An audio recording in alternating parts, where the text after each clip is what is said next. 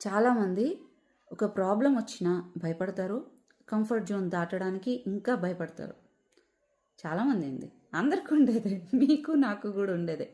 కానీ ఇక్కడే మ్యాజిక్ ఉంది. ఒక నార్మల్గా ఉండే ఒక మనిషికి ఒక గొంగలి పురుగు నుంచి సీతాకోక చిలుక అని చెప్పచ్చు. ఇంకా చెప్పాలంటే ప్రతి ఒక్క మనిషికి కూడా ఆ చేంజ్ రావాలంటే ఆ ప్రాబ్లం అనేది నువ్వు ఫేస్ చేయాలి. ఫర్ ఎగ్జాంపుల్, నాకు ఒక 5 kgs డంబుల్ ఉంది నా నా చేతిలో. సరే, ఒక 10 kg ఏదో రైస్ బ్యాగ్ ఉంది, ఇటు తీసి అట్లా వేస్తాం. అలా కాకుండా అది ఒక 25 kg ఉంది. నా శక్తిని అంతా కూడగట్టుకుంటాను. అవునా?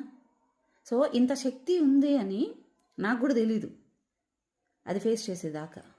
అది కంటిన్యూగా నేను చేస్తున్నాను అనుకో, ఒక 25 kg నేను ఊరికే లిఫ్ట్ చేసి రోజు వేస్తున్నాను అనుకో, ఆ తర్వాత ఏమవుతుంది, చాలా సాధారణంగా అనిపిస్తుంది. అదేంటి, నేను ఫస్ట్లో నేను దానికే కదా భయపడ్డాను. కానీ అది రిపీట్గా మనం కంటిన్యూగా చేసే కొద్దీ ఏమైపోయింది, అలవాటైపోయింది, రెసిస్టెన్స్ వచ్చేసింది దానికి కూడా, అండ్ స్ట్రెంత్ కూడా ఇంప్రూవ్ అయిపోయింది. నెక్స్ట్ 30 kgలకి వెళ్ళిపోయినప్పుడు కొంచెం ఇబ్బంది పడతానేమో, కానీ దానికి కూడా ఎప్పుడైతే రిపీటెడ్గా చేస్తూ ఉంటామో అది కూడా అలవాటు పడిపోతుంది.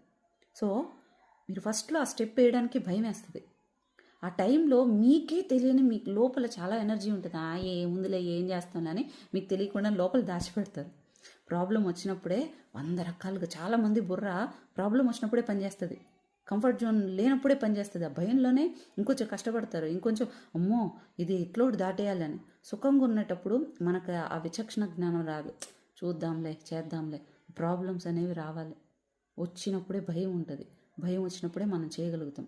ప్రతి ఒక్కళ్ళకు కూడా మనం ఏదైనా కూడా ఇది నా వల్ల కాదు, ఇంతకు మించి ఈ ఎక్సర్సైజ్ నేను చేయలేనంటే అది 40%.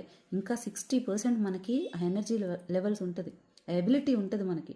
కానీ మనం అక్కడ ఆగిపోతాం, ఇంతే నా వల్ల కాదు, ఇంక నేను చేయలేనని.